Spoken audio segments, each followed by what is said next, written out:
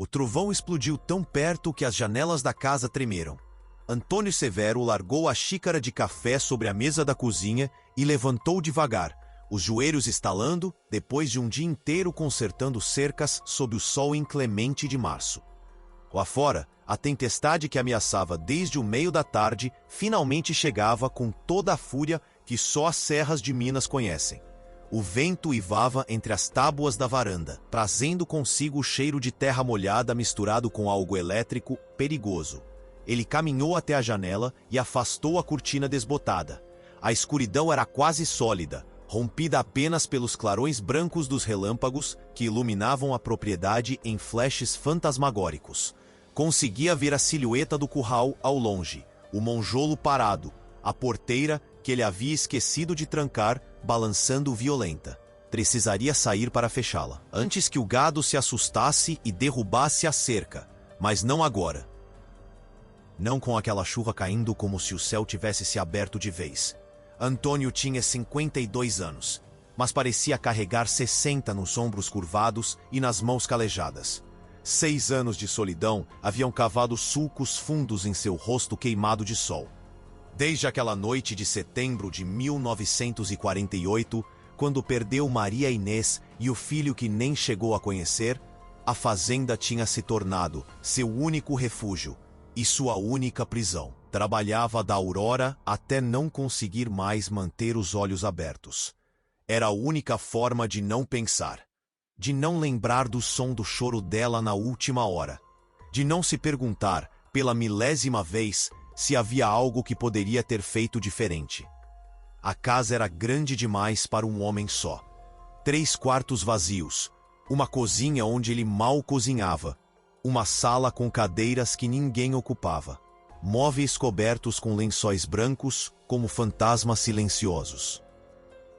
Ele dormia numa rede na varanda dos fundos a maior parte do ano, incapaz de entrar no quarto que um dia compartilhou com ela. As roupas dela ainda estavam no armário. O pente dela ainda estava na penteadeira. Ele não tinha coragem de mexer em nada. Era como se, mantendo tudo intacto, ele pudesse adiar o momento final de aceitar que ela nunca mais voltaria. Um trovão ainda mais forte sacudiu a estrutura da casa.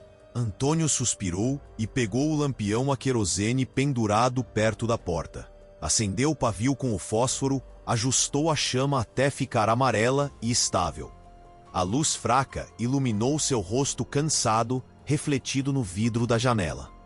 Barba por fazer de 3 dias, olhos fundos, expressão permanente de quem perdeu o gosto por viver, mas segue vivendo mesmo assim por pura teimosia. Foi quando ouviu 3 batidas na porta, fracas, quase imperceptíveis sob o barulho da tempestade. Antônio parou no meio da sala, franzindo a testa. Ninguém subia até ali à noite.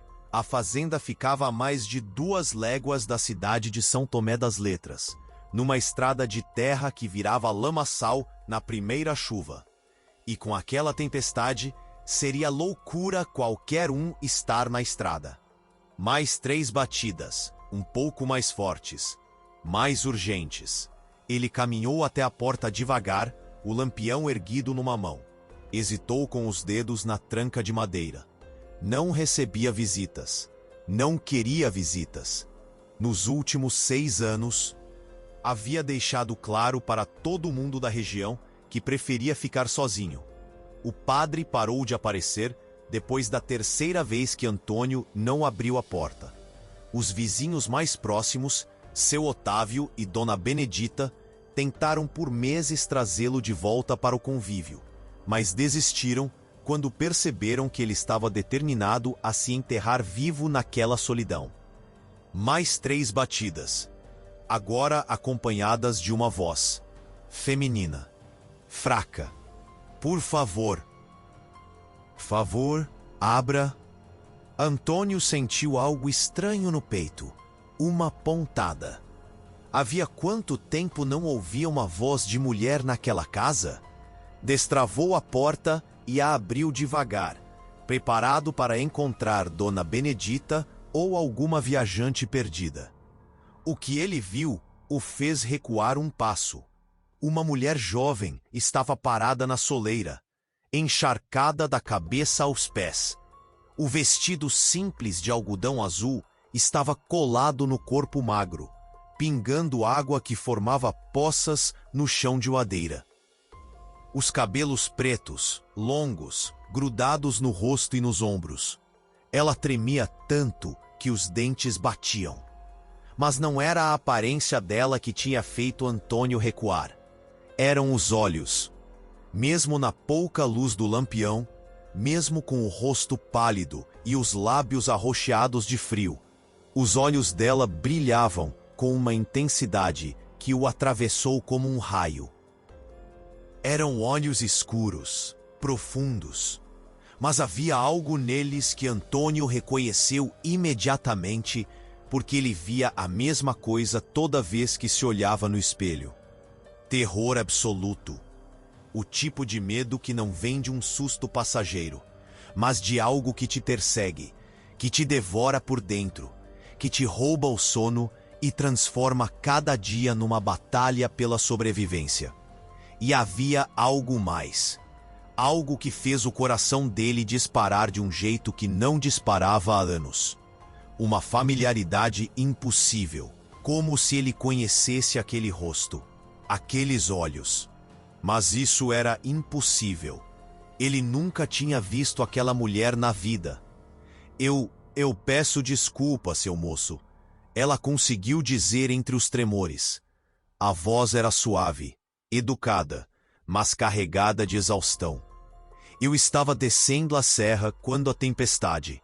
Meu cavalo se assustou, me derrubou. Ele fugiu e eu vi a luz da sua casa. Ela cambaleou. Antônio largou o lampião sobre o aparador próximo e segurou o braço dela antes que caísse. A pele estava gelada, gelada demais, perigosamente fria. Entre, ele disse, a voz rouca de quem passa dias sem falar com ninguém. Entre logo, moça, você tá congelando. Ele a puxou para dentro e fechou a porta contra o vento que tentava arrancá-la das dobradiças. A mulher ficou parada no meio da sala, pingando, os braços cruzados sobre o peito, tentando reter algum calor que não existia mais. Ela olhou ao redor com olhos arregalados, como se estivesse absorvendo cada detalhe. O sofá velho, a mesa de jantar com toalha de crochê, as fotografias na parede, o relógio de pêndulo parado há 6 anos, marcando eternamente 9h30. Obrigada, ela sussurrou. Obrigada mesmo. O senhor não sabe o que. Depois a gente conversa, Antônio a interrompeu, surpreendendo a si mesmo com a brusquidão. Ele não queria ser rude. Mas a presença dela ali, naquela casa que tinha sido dele e de Maria Inês, mexia com algo dentro dele que estava adormecido fazia muito tempo. Você precisa sair dessa roupa molhada antes de pegar uma pneumonia. Ele foi até o quarto dele e dela, pela primeira vez em meses. Abriu o armário com as mãos tremendo ligeiramente e pegou um dos vestidos de Maria Inês. Um simples, de algodão florido, que ela usava para trabalhar na horta. Pegou também uma toalha de linho que cheirava a mofo e naftalina. Quando voltou para a sala, a mulher estava parada exatamente onde ele a tinha deixado, como se não tivesse permissão para se mover. Ela olhava fixamente para uma fotografia na parede. A foto do casamento dele com Maria Inês, tirada na porta da igrejinha de São Tomé das Letras em 1940. Os dois jovens, ele com o terno emprestado do pai, ela com o vestido branco simples que a mãe tinha costurado. Sorrisos tímidos. Olhos brilhando de esperança. Era minha esposa, Antônio disse, a voz mais baixa. Ela faleceu faz 6 anos. A mulher virou o rosto para ele, e Antônio viu algo nos olhos dela que o fez engolir seco. Não era pena, não era surpresa. Era algo mais profundo. Algo como reconhecimento. Como se ela já soubesse disso. Como se ela soubesse muito mais do que deveria. Sinto muito, ela disse. E havia uma sinceridade na voz que parecia doer nela também. Sinto muito mesmo. Antônio estendeu o vestido e a toalha. Banheiro é ali. Se quiser tomar um banho quente, tem água no tambor. Tem que esquentar na lenha, mas... Não precisa, ela disse rápido. Só vou me trocar. O senhor já fez demais. Ela pegou as roupas e foi até o banheiro, fechando a porta devagar. Antônio ficou parado no meio da sala, ouvindo a chuva martelar e telhado de zinco, sentindo o coração bater descompassado. Tinha algo errado. Algo muito errado com aquela situação toda. Mulheres não viajavam sozinhas pelas serras à noite. Não naquela época. Não naquela região. E aquele jeito que ela tinha olhado para a fotografia. Ele balançou a cabeça. Estava imaginando coisas. Solidão demais fazia isso com a cabeça da gente. A moça estava perdida, assustada, precisando de ajuda. Só isso. Ele daria abrigo até amanhã, quando a tempestade passasse, e ela seguiria seu caminho. Simples assim. Mas quando ela saiu do banheiro 15 minutos depois, usando o vestido de Maria Inês, que ficou ligeiramente folgado, mas servia, com os cabelos úmidos penteados para trás, mostrando o rosto oval e delicado, Antônio sentiu o chão desaparecer debaixo dos pés. Não era uma semelhança física. Maria Inês tinha sido mais baixa, mais roliça, com cabelos castanhos e olhos claros. Essa mulher era diferente em todos os aspectos. Mas a forma como ela se movia... A forma como ela inclinou ligeiramente a cabeça quando viu ele olhando. A forma como ela colocou a mão sobre o coração num gesto inconsciente, nervoso. Maria Inês fazia exatamente isso. "O senhor tá bem?" a mulher perguntou, franzindo a testa. Antônio piscou, voltando a si. "Tô. Desculpa. Eu faz tempo que não recebo ninguém aqui." "Eu percebi", ela disse baixinho, olhando ao redor novamente. "A casa é bonita, grande, deve ser muito silenciosa." É. O silêncio constrangedor se instalou entre eles, preenchido apenas pelo som da chuva. A mulher abraçou a si mesma, ainda tremendo um pouco, e Antônio percebeu que ela estava descalça. Os pés pequenos, sujos de barro, com alguns arranhões. "Você perdeu os sapatos também?" "Perdi tudo", ela disse. E havia algo na forma como falou que sugeriu que ela não estava falando apenas de sapatos e cavalos. Tudo mesmo. Antônio foi até o fogão a lenha e mexeu nas brasas ainda mornas. Colocou mais lenha, assoprou até as chamas pegarem. "Vou fazer um café. E tem bolo de fubá que Dona Benedita deixou aqui semana passada. Você deve tá com fome." "Não quero incomodar." "Já incomodou", ele disse sem pensar, e imediatamente se arrependeu ao ver o rosto dela ficar ainda mais pálido. "Desculpa, eu não quis. É que eu não sei mais como conversar direito com gente." "Fica, come alguma coisa. Quando amanhecer, a gente vê o que faz." Ela assentiu devagar, e foi se sentar numa das cadeiras da mesa.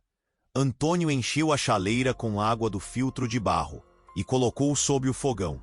Pegou o bolo de fubá na lata, cortou 2 pedaços grandes e colocou nos pratos. Preparou o café coado, forte, do jeito que ele gostava.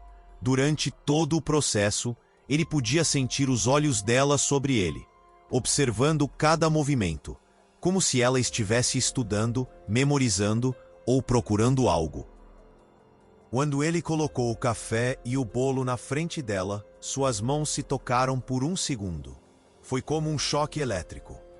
Ambos recuaram ao mesmo tempo, os olhos se encontrando por um instante longo demais. "Obrigada", ela sussurrou. "De nada." Eles comeram em silêncio. Ela devorou o bolo como se não comesse há dias. Bebeu o café em goles ansiosos que devem ter queimado a garganta. Antônio percebeu que ela estava pior do que tinha imaginado. Não era só o frio e o susto da queda. Havia algo mais. Uma fragilidade profunda. Uma exaustão que vinha de muito mais longe do que uma viagem difícil. "Como é seu nome?" ele perguntou finalmente, quando ela terminou o segundo pedaço de bolo que ele ofereceu. Ela hesitou. Por um momento tão breve que ele quase pensou ter imaginado. Ela hesitou, como se estivesse decidindo se diria a verdade ou não. Helena, ela disse finalmente. Meu nome é Helena. De onde você é, Helena? Outra hesitação. De longe. Longe como? São Paulo? Rio? De muito longe, ela disse, os olhos baixando para a xícara vazia. E eu não posso falar muito sobre isso agora. Por favor, não pergunte. Não é que eu não queira confiar no senhor. É que é complicado. Antônio recostou na cadeira, cruzando os braços. Todo o instinto nele gritava que havia algo muito errado com aquela história. Mas ao mesmo tempo, havia algo nela que despertava uma vontade protetora que ele pensava ter enterrado junto com Maria Inês. Ela parecia assustada. Não assustada com ele, mas assustada com algo maior. Algo que a perseguia. Tá certo, ele disse finalmente. Não vou perguntar, mas você precisa dormir. Amanhã a gente conversa melhor. Eu não quero tomar o quarto do senhor. Pode usar o quarto de hóspedes. Tá fechado faz tempo, mas a cama é boa. Tem cobertores no armário. Ela assentiu e se levantou devagar, ainda fraca. Antônio a conduziu pelo corredor escuro até o quarto do fundo. Abriu a porta e o cheiro de mofo invadiu o nariz deles. Ele entrou primeiro, acendeu a lamparina sobre o criado mudo, afastou os lençóis velhos da cama. A janela estava fechada há meses, e ele a abriu ligeiramente para deixar o ar circular. Desculpa pelo cheiro. Faz tempo que ninguém usa esse quarto. Tá perfeito, Helena disse, e pela primeira vez ela esboçou um pequeno sorriso. Era um sorriso triste, cansado, mas genuíno. E quando ela sorriu, Antônio sentiu algo apertar no peito. Algo que doía e confortava ao mesmo tempo. Qualquer coisa, eu tô na varanda dos fundos. É só chamar. Obrigada, seu Antônio. Antônio Severo. Obrigada, seu Antônio, ela disse. E a forma como ela falou o nome dele foi estranha. Como se ela já o conhecesse. Como se tivesse dito aquele nome antes, muitas vezes. O senhor é muito bondoso. Mais do que eu mereço. Antes que ele pudesse responder, ela fechou a porta devagar. Antônio ficou parado no corredor por um momento, olhando para a porta fechada, sentindo o peso daquela afirmação. Mais do que eu mereço. O que ela tinha feito? De quem ela estava fugindo? Por que tinha aparecido justamente ali, na casa dele, no meio daquela tempestade? Ele voltou para a sala e apagou o lampião.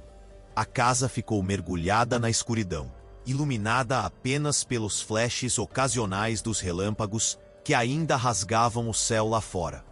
Ele foi até a varanda dos fundos, deitou na rede, como fazia todas as noites, e ficou olhando para o teto de madeira. Não conseguia tirar os olhos dela da cabeça. Aqueles olhos assustados, familiares, impossíveis. E aquele vestido de Maria Inês que ela usava agora. Ele não deveria ter dado aquele vestido. Tinha sido um erro, mas tinha sido o único vestido seco que ele tinha na casa. Mentira! Ele tinha outros. Havia uma cômoda cheia de roupas de Maria Inês que ele nunca teve coragem de doar. Mas ele tinha pegado aquele específico. O favorito dela. O que ela usava quando estava feliz, cantando enquanto regava as flores, preparando o almoço, penteando os cabelos na varanda. Por quê? Antônio fechou os olhos, mas o sono não veio. A chuva continuava caindo, mais fraca agora, transformada numa garoa persistente. E em algum lugar da casa, Helena estava acordada também. Ele podia sentir a presença dela como uma chama acesa num lugar que estava escuro há tanto tempo. Não sabia ainda, mas aquela tempestade tinha trazido muito mais do que uma mulher perdida. Tinha trazido segredos, verdades enterradas, e uma possibilidade de redenção que ele nem sabia que estava procurando. Lá fora, a noite engoliu a serra, e dentro da casa silenciosa, dois corações partidos começaram, sem saber, a bater em sincronia. pela primeira vez em muitos anos. Tinha preparado broa de milho que assava agora na chapa quente. Tinha coado o café que enchia a cozinha com aquele aroma que Antônio tinha esquecido que sentia falta. Ela ainda usava o vestido de Maria Inês, e os cabelos estavam presos num coque frouxo na nuca. Ela se virou ao ouvir ele na porta e deu um pequeno sorriso envergonhado. Desculpa, eu acordei cedo e não consegui voltar a dormir. Pensei em retribuir um pouco da bondade do senhor. Espero que não se importe que mexi nas suas coisas. Antônio não conseguia falar. A cena era assustadoramente familiar. Maria Inês fazia isso toda manhã. Acordava antes dele, preparava o café, assava pão, cantarolava baixinho enquanto trabalhava. Por um segundo doloroso e maravilhoso, ele se esqueceu de que Maria Inês estava morta. Por um segundo, ele estava de volta em 1947, quando a vida ainda fazia sentido. Seu Antônio, Helena chamou, a testa franzida de preocupação. O senhor tá bem? Ele piscou, voltando à realidade cruel. Tô. É só que faz tempo que ninguém cozinha aqui. Então tava na hora, ela disse, e voltou a mexer a broa na chapa.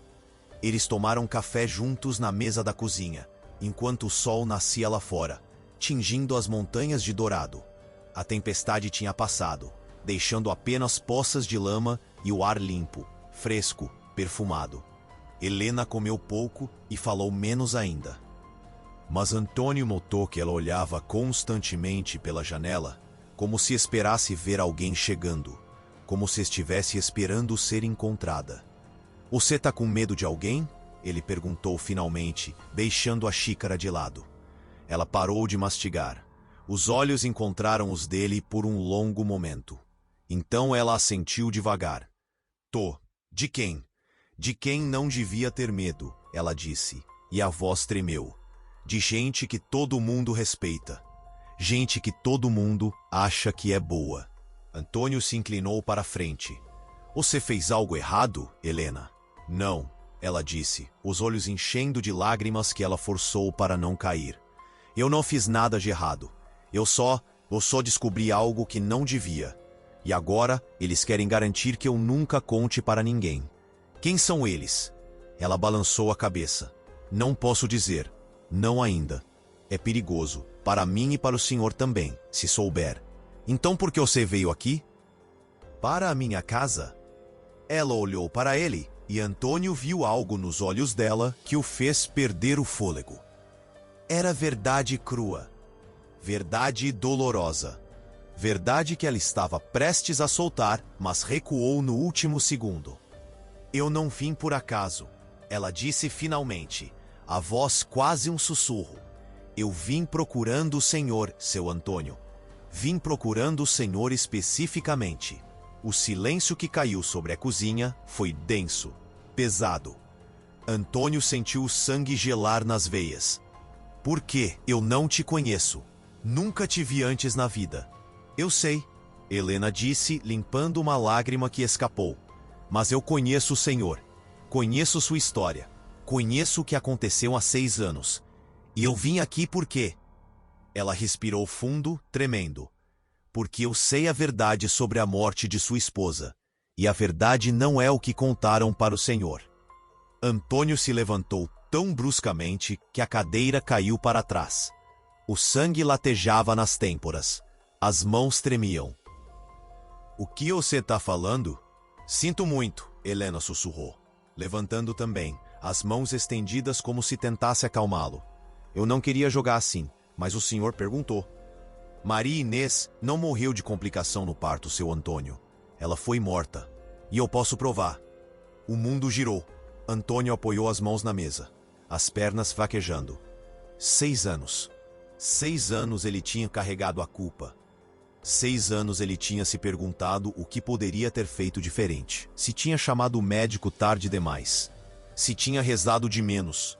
Se Deus estava punindo ele por algum pecado que não conhecia. E agora essa mulher, essa estranha que tinha aparecido do nada, estava dizendo que tudo tinha sido mentira. Você tá louca, ele conseguiu dizer, mas a voz saiu fraca, sem convicção. Eu queria estar, Helena disse, os olhos cheios de dor.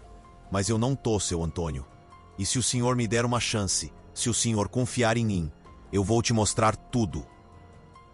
Vou te mostrar quem matou sua esposa e por quê.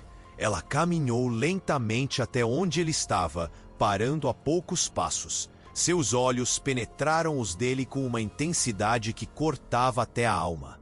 Mas o senhor precisa estar preparado, ela sussurrou, porque quando souber a verdade, o senhor nunca mais vai ser o mesmo, nunca mais. E eu preciso saber se o senhor tem coragem de carregar esse peso. Tem?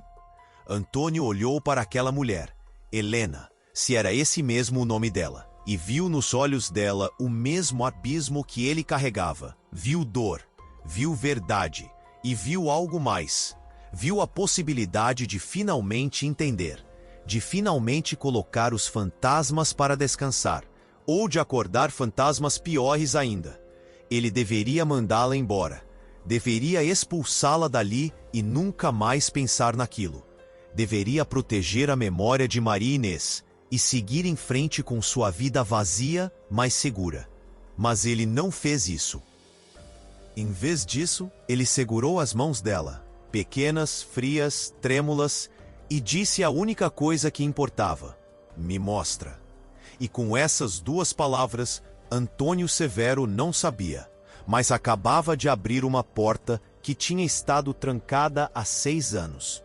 Uma porta que escondia segredos que iriam destruir tudo que ele acreditava saber. E do outro lado dessa porta, esperando nas sombras, estava uma verdade tão terrível e tão libertadora que mudaria não só o destino dele, mas o destino de todos que tinham conspirado para mantê-la enterrada. A tempestade da noite anterior tinha passado, mas outra tempestade, muito maior, muito mais devastadora, estava apenas começando. E Helena, a estranha misteriosa que chegou pedindo abrigo, seria tanto a mensageira quanto a testemunha de tudo o que estava por vir. Helena soltou as mãos dele devagar, como se estivesse deixando ir algo precioso e frágil. Ela olhou ao redor da cozinha, para a porta, para as janelas e então de volta para ele. Não aqui, ela disse baixinho. Não agora. Tem gente que pode estar me procurando. E se eles chegarem aqui e me encontrarem com o senhor... Ela balançou a cabeça. Não quero colocar o senhor em perigo antes de ter certeza que o senhor quer saber de verdade. Eu já disse que quero. Antônio retrucou, a voz mais dura do que pretendia. As mãos dele ainda tremiam. Você não pode jogar uma coisa dessas e simplesmente... Eu sei, ela o interrompeu, os olhos suplicantes. Eu sei que é cruel, mas por favor, confie em mim. Só mais um pouco. Deixa eu ficar aqui hoje, só hoje. Deixa eu ter certeza que ninguém me seguiu. E hoje à noite, quando escurecer, eu conto tudo. Eu mostro tudo. Eu prometo. Antônio queria gritar. Queria sacudir ela até que falasse. 6 anos de dor. 6 anos de culpa. E agora ela dizia que tinha respostas, mas ele precisava esperar. Mas havia algo no jeito que ela olhava para a porta. No jeito que ela encolhia os ombros, como se esperasse alguém invadir a qualquer momento, que o fez recuar. Tá bom, ele disse, passando a mão pelo rosto cansado. Mas você não sai da minha vista. E se aparecer alguém procurando você, eu quero saber quem é e por quê. Combinado. O dia passou numa estranheza que Antônio nunca tinha experimentado. Helena o seguia pela fazenda como uma sombra silenciosa. Quando ele foi até o curral para verificar o gado, ela foi junto, ficando alguns passos atrás, observando. Quando ele consertou a porteira que tinha ficado solta com a tempestade, ela se sentou numa pedra próxima e ficou olhando, os braços abraçados ao redor dos joelhos. Ela não falava muito, mas sua presença era impossível de ignorar. Era como se a fazenda, que tinha estado morta por tanto tempo, tivesse voltado a respirar. O trovão, seu cavalo velho que raramente se aproximava de estranhos, Trotou até Helena e encostou o focinho na mão dela. Ela acariciou o pescoço dele com uma familiaridade que surpreendeu Antônio. Ele gosta de você, Antônio comentou, observando a cena. Animais sempre gostam de mim, Helena disse, um pequeno sorriso nos lábios enquanto o cavalo bufava contente. Minha mãe dizia que é porque eles sentem quando alguém está machucado por dentro. Eles sentem e tentam ajudar do jeito deles. Sua mãe ainda é viva? O sorriso morreu. Não. Ela morreu faz 3 anos. Tuberculose. Sinto muito. Eu também.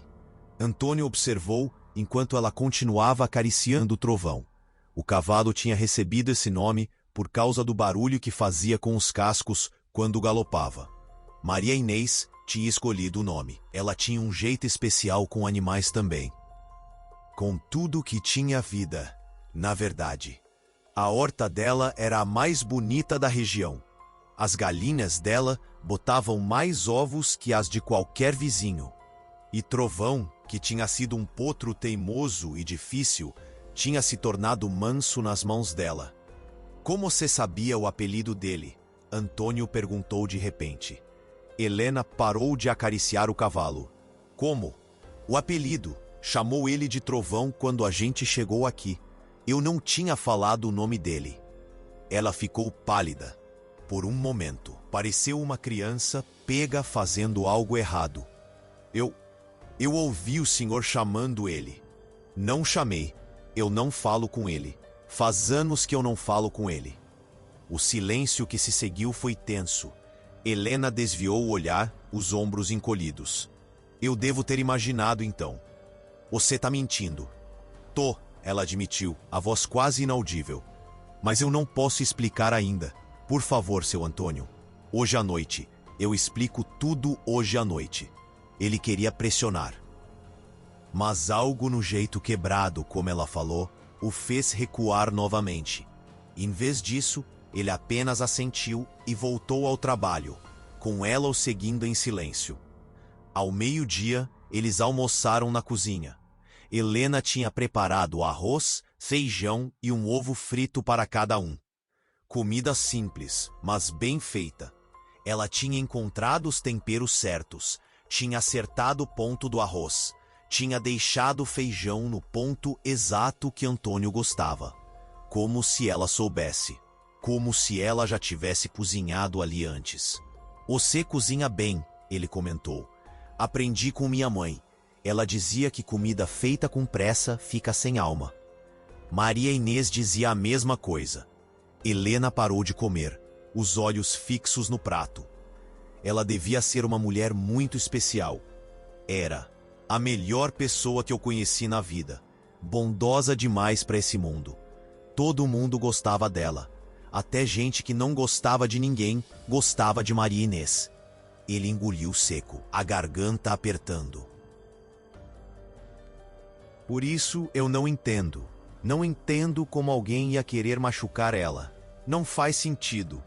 Faz, Helena disse baixinho. Faz sentido quando a bondade dela era uma ameaça.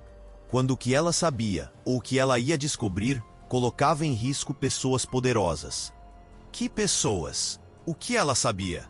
Hoje à noite. Antônio largou o garfo com força, o barulho ecoando pela cozinha. Você tem que parar com isso. Essa coisa de hoje à noite. Hoje à noite. Ou fala agora ou... O quê? Helena o desafiou, os olhos súbita e inesperadamente duros. O senhor vai me expulsar? Vai me mandar embora sem ouvir o que eu vim dizer? Vai passar o resto da vida se perguntando se era verdade ou não? Ela se inclinou para a frente, a voz baixa, mas intensa. Eu vim de muito longe, seu Antônio. Arrisquei muito para chegar aqui. E se eu tô pedindo para esperar até a noite, é porque tem um motivo. É porque de dia, as pessoas que mataram sua esposa ainda estão por aí. Ainda têm poder. E se elas descobrirem que eu tô aqui, que eu tô falando com o senhor, nós dois vamos acabar na mesma vala que sua Maria Inês devia ter acabado. O sangue gelou nas veias dele. O que você quis dizer com devia ter acabado? Helena se levantou abruptamente, as mãos tremendo. Eu falei demais. Me desculpa. Eu preciso de ar. Ela saiu pela porta dos fundos, antes que ele pudesse detê-la. Antônio ficou sentado, o almoço pela metade, o coração martelando no peito. Vala. Ela tinha dito vala. Como se o corpo de Maria Inês não devesse estar onde estava. Como se... Ele se levantou e foi atrás dela. Helena estava no quintal, de costas para casa, os braços cruzados, os ombros sacudindo. Ela estava chorando. Chorando em silêncio, tentando abafar os soluços. Antônio parou a alguns metros dela, sem saber o que fazer. Fazia tanto tempo que ele não consolava alguém. Tanto tempo que ele não tocava outro ser humano com gentileza. Helena, ele chamou suavemente. Ela não se virou. Desculpa, eu não devia ter vindo. Foi um erro. Eu achei que conseguiria, mas eu não consigo. Não consigo ver essa casa, ver o senhor e não... Não o quê? Ela finalmente se virou, o rosto molhado de lágrimas. Não me lembrar dela, do quanto ela era boa, do quanto ela não merecia o que fizeram com ela. Você a conheceu? Antônio perguntou, dando um passo à frente. Você conheceu Maria Inês? Helena assentiu, novas lágrimas escorrendo. Conheci. Só uma vez, só uma única vez. Mas foi o suficiente para eu nunca esquecer. Quando? Onde? No hospital, em Belo Horizonte. Eu trabalhava lá, como ajudante de enfermagem. Eu tinha 17 anos, e ela chegou uma noite, já em trabalho de parto, e eu? A voz dela falhou. Eu vi tudo, vi o que eles fizeram. E tentei impedir, mas eu era só uma menina, ninguém me ouvia. E quando tentei denunciar, eles me ameaçaram, me demitiram, me perseguiram. Antônio sentiu as pernas fraquejarem. Ele deu mais passos até ficar perto dela, as mãos alcançando os ombros dela sem pensar. Que hospital? Ela não foi para o hospital. Ela morreu aqui, na nossa cama, com a parteira da cidade ajudando. Não, Helena disse, balançando a cabeça violentamente. Não foi assim. O senhor não sabe, porque o senhor estava viajando. Estava em Barbacena, resolvendo o problema de terra com seu irmão. E enquanto o senhor estava fora, ela começou a passar mal. Começou a sangrar. E o padre Bonifácio, ele convenceu ela a ir para Belo Horizonte. Disse que lá tinha médicos melhores, que ela e o bebê iam ficar bem. Antônio recuou, soltando ela. Não, eu sei o que aconteceu. Eu estava em Barbacena, é verdade, mas voltei antes. Voltei 2 dias antes dela. Dela, o senhor voltou e encontrou ela já morta, Helena completou. Encontrou o corpo dela preparado, vestida de branco, com o bebê morto nos braços. E Dona Benedita, a parteira, contou que tinha sido complicação no parto, que ela tinha sangrado demais, que não tinha dado tempo de chamar ninguém. Era exatamente isso, exatamente o que tinha acontecido. Antônio tinha chegado em casa no final da tarde, cansado da viagem, e tinha encontrado Dona Benedita na porta, chorando. Dizendo que tinha tentado de tudo, que tinha sido a vontade de Deus, que Maria Inês tinha partido em paz. Como você sabe disso? Ele sussurrou, horrorizado. Porque eu estava lá quando planejaram a história. Tava lá no hospital quando o padre Bonifácio trouxe ela. Tava lá quando o doutor Augusto, o médico que todo mundo respeita, esse que tem consultório na cidade, quando ele fez o que fez. E tava lá quando eles combinaram de trazer o corpo de volta e fazer parecer que ela tinha morrido em casa. Por quê? A voz de Antônio saiu rouca, quebrada. Por que eles fariam isso? Qual o motivo? Helena respirou fundo, limpando as lágrimas. Porque ela descobriu algo. Algo sobre o padre. Algo sobre uma rede de adoções ilegais que ele coordenava. Bebês sendo vendidos para famílias ricas. Certidões falsas. Mães pobres sendo convencidas a desistir dos filhos. E Maria Inês, que era amiga de todo mundo, que visitava as famílias mais pobres da região para levar comida e roupas. Ela tinha começado a fazer perguntas. Tinha começado a notar que muitos bebês estavam desaparecendo e ia denunciar. O mundo girou. Antônio se apoiou no tronco da mangueira próxima, incapaz de ficar de pé sozinho. Padre Bonifácio, o homem que tinha casado ele e Maria Inês, o homem que abençoava a fazenda todo ano. O homem que ele respeitava como respeitava poucos. Você tá dizendo que o padre que ele mandou matar minha esposa? Tô dizendo que quando ela foi levada para aquele hospital em Belo Horizonte, sangrando, pedindo por ajuda, eles poderiam ter salvado ela facilmente, mas não salvaram. Deixaram ela sangrar até morrer, e tiraram o bebê dela ainda vivo, e... Helena não conseguiu continuar, os soluços tomando conta. E o quê? Antônio perguntou, a voz rouca de ódio. Fala, Helena, fala tudo. E venderam ele, ela sussurrou. Seu filho estava vivo, seu Antônio, e eles venderam ele para uma família rica de São Paulo. Fizeram certidão falsa, disseram que tinha nascido morto, e devolveram um bebê morto no lugar, um bebê que tinha morrido no hospital de causas naturais, e colocaram nos braços dela para o senhor enterrar. O grito que saiu de Antônio foi primal, rasgado, vindo de um lugar tão fundo que ele nem sabia que existia. Ele caiu de joelhos na terra úmida, as mãos agarrando o chão, o corpo sacudindo com soluços secos que doíam no peito. 6 anos. 6 anos ele tinha chorado sobre aquele pequeno túmulo ao lado do de Maria Inês. 6 anos ele tinha colocado flores e rezado por aquela criança que nunca conheceu. E não era nem o filho dele. E o filho dele, o filho de verdade, estava vivo, em algum lugar, crescendo sem saber quem era o pai, sem saber que tinha sido roubado. Helena se ajoelhou ao lado dele e o abraçou. Abraçou forte, como se quisesse segurar os pedaços dele que estavam se despedaçando. E Antônio se agarrou a ela como um náufrago se agarra a um pedaço de madeira no meio do oceano. Chorou nos ombros dela. Chorou como não chorava desde a noite que tinha enterrado Maria Inês. Chorou por ela, pelo filho roubado, por si mesmo, por todos os anos perdidos em culpa que não era dele. Eles ficaram assim, abraçados no meio do quintal, enquanto o sol caminhava lento pelo céu. 2 estranhos unidos pela dor, pela verdade cruel, pela necessidade de justiça.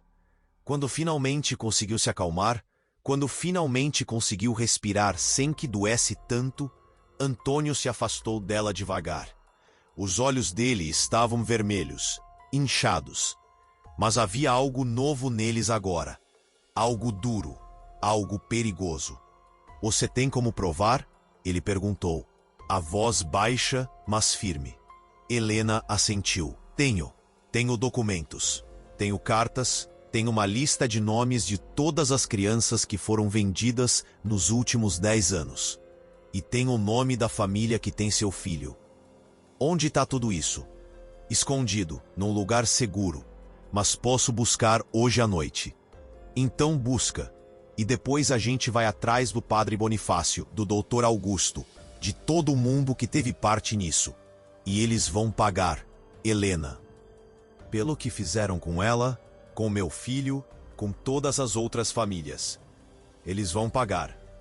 Não vai ser fácil, Helena avisou, segurando o rosto dele com as 2 mãos, obrigando-o a olhar nos olhos dela. Eles são poderosos. Têm dinheiro, têm influência. Metade da cidade deve a eles favores. E quando descobrirem que o senhor sabe, vão tentar calar o senhor da mesma forma que calaram Maria Inês. Deixa tentar, Antônio disse. E havia uma frieza na voz dele que nunca tinha estado ali antes. Deixa tentar, e vão descobrir que matar um homem que não tem mais nada a perder é diferente de matar uma mulher grávida e indefesa. Helena o estudou por um longo momento. Então assentiu devagar. Tá certo. Vamos fazer isso juntos então. Mas tem que ser do jeito certo. Com provas, com testemunhas, com a polícia de Belo Horizonte, não daqui, porque a daqui também está envolvida. O senhor entende? Entendo. E o senhor tem que prometer uma coisa. O quê? Que não vai fazer nada sozinho, que não vai atrás do padre ou do doutor, antes de a gente ter um plano, porque se o Senhor fizer isso, eles vão alegar legítima defesa, vão dizer que o Senhor ficou louco de dor e vão sair impunes. A gente precisa ser espertos, mais espertos que eles. Antônio queria discordar, queria pegar a espingarda que estava guardada na casa e ir direto para a igreja. Para o consultório, para todo lugar onde esses monstros estavam e fazer justiça com as próprias mãos. Mas ele sabia que ela tinha razão. Sabia que a vingança impulsiva só ia garantir que eles saíssem impunes. Tá bem, ele concordou. Do seu jeito, mas tem que ser rápido. Vai ser. Hoje à noite eu busco os documentos. Amanhã a gente pega a charrete e vai para Belo Horizonte. Tem um delegado lá, delegado Arnaldo, que não está envolvido, que é honesto. Ele pode ajudar. Como você sabe que ele é honesto? Porque ele foi o único que me deu ouvidos quando tentei denunciar há 6 anos. Foi ele que me aconselhou a fugir, a me esconder, enquanto ele investigava por baixo dos panos. E ele descobriu muito. Só precisava de mais uma peça. Precisava de alguém que tivesse sido diretamente afetado e que estivesse disposto a testemunhar. Precisava do senhor. Antônio se levantou, ajudando Helena a se levantar também. Eles ficaram ali, frente a frente. 2 pessoas que tinham sido destruídas pelo mesmo mal e que agora tinham uma chance de destruir o mal de volta. Por que você fez isso? Ele perguntou. Por que arriscou tanto? Você era só uma menina. Podia ter ficado quieta, ter seguido sua vida. Helena sorriu, mas era um sorriso triste, carregado de peso. Eu tentei. Durante anos eu tentei. Mas todas as noites eu via o rosto dela. Via Maria Inês olhando para mim naquele hospital, implorando para eu ajudar ela, para eu salvar o bebê. E eu não consegui. Fui fraca, fui covarde. E isso me comeu viva, seu Antônio. Todos os dias me comeu viva. Então eu decidi que se eu não podia salvar ela, pelo menos podia fazer justiça por ela. Era a única forma de eu conseguir dormir de novo. Ele a abraçou. Foi um impulso, sem pensar. Apenas a puxou para um abraço apertado e ela aceitou, afundando o rosto no peito dele. Os braços finos ao redor da cintura dele. Obrigado, ele sussurrou no topo da cabeça dela. Obrigado por não desistir dela, por não desistir da gente. Não precisa agradecer. A gente vai conseguir. Vai ver que a gente consegue. Eles se separaram devagar, conscientes de que algo tinha mudado. Não era mais só sobre verdade ou justiça. Era sobre 2 pessoas quebradas encontrando, uma na outra, a força que não tinham mais sozinhas. O resto do dia passou numa tensão estranha. Eles tentaram manter a rotina, manter a normalidade, mas era impossível. Cada som de cascos na estrada fazia Helena enrijecer. Cada movimento nas sombras fazia Antônio alcançar a faca que ele tinha começado a carregar no cinto. Mas ninguém veio. A tarde caiu, dourada e tranquila. Os pássaros cantaram. O gado mugiu. A vida na fazenda seguiu como se o mundo não tivesse acabado de virar de cabeça para baixo. Quando o sol finalmente começou a se pôr, tingindo as montanhas de laranja e roxo, Helena se preparou para sair. Não vai demorar, ela disse, amarrando um chale que Antônio tinha dado sobre os ombros. 1 hora, no máximo. Os documentos estão escondidos numa gruta perto do rio. Eu volto antes de escurecer completamente. Eu vou com você. Não pode. Se alguém vir a gente juntos, vão desconfiar. É melhor eu ir sozinha. Sei o caminho de olhos fechados. Antônio não gostou, mas concordou. Ele a observou descer a trilha até sumir entre as árvores. E então ficou ali, na varanda, observando o sol morrer no horizonte, sentindo o peso esmagador de tudo que tinha descoberto. Maria Inês não tinha morrido em paz. Tinha morrido em agonia, traída por pessoas em quem confiava. E o filho dele estava vivo. A algum lugar em São Paulo, crescendo com outro nome, outra família, sem saber a verdade. Ele ia encontrá-lo. Nem que demorasse o resto da vida. Ia encontrá-lo e contar a verdade. Ia fazer todo mundo que participou daquilo pagar. A noite caiu completamente. 1 hora se passou. Depois 2. Helena não voltava. Antônio começou a andar de um lado para o outro da varanda, o coração começando a bater mais rápido. 3 horas. Ela tinha dito que não ia demorar mais de 1 hora. Onde ela estava? Ele pegou o lampião e desceu a trilha que ela tinha seguido. Chamou o nome dela, mas só o silêncio da noite respondeu. O medo começou a apertar o peito dele. Se eles tinham encontrado ela, se tinham feito algo com ela. Foi quando ele ouviu o grito, distante, vindo da direção do rio. Um grito de dor e terror que gelou o sangue dele. Antônio correu. Correu como não corria há anos, o lampião balançando na mão, iluminando o caminho irregular entre as árvores. Galhos chicotearam seu rosto. Raízes quase o derrubaram, mas ele não parou. Chegou na clareira perto do rio e viu. Helena estava caída no chão, se arrastando, tentando fugir. E atrás dela, com uma expressão de fúria no rosto iluminado pela luz fraca da lua, estava Padre Bonifácio. Na mão dele, uma pedra grande manchada de sangue. O padre virou ao ouvir Antônio chegar. Por um momento, os dois homens se encararam. E então o padre sorriu. Um sorriso frio, calculado, diabólico. Antônio, ele disse, a voz calma apesar da situação. Que bom que chegou. Podemos resolver isso agora. Todos juntos. E foi nesse momento que Antônio viu, saindo das sombras ao redor da clareira, mais 4 homens. O doutor Augusto, o delegado da cidade, seu Otávio, o vizinho, e Padre Bonifácio. Eles tinham caído numa armadilha. E a noite, que prometia trazer respostas, estava prestes a trazer algo muito, muito pior. Antônio não pensou. Seu corpo reagiu por instinto. Ele se lançou para a frente, colocando-se entre Helena e o padre, o lampião erguido como arma. A luz oscilante revelou o sangue escorrendo da testa de Helena, seus olhos semicerrados, tentando manter a consciência. Sai de perto dela, Antônio rosnou, a voz baixa e perigosa. Padre Bonifácio deu um passo para trás, mas o sorriso não saiu do rosto. Era perturbador ver aquele homem de batina, que havia benzido sua casa tantas vezes, sorrindo enquanto segurava uma pedra manchada de sangue. Antônio, meu filho, o padre disse, a voz adocicada, pastoral. Você não entende o que está acontecendo. Essa mulher é uma mentirosa, uma perturbada mental que fugiu do hospital psiquiátrico de Barbacena. Ela tem obsessão com sua falecida esposa e inventa histórias absurdas. Cala a boca, Antônio gritou, a voz ecoando pela clareira. Eu sei o que vocês fizeram.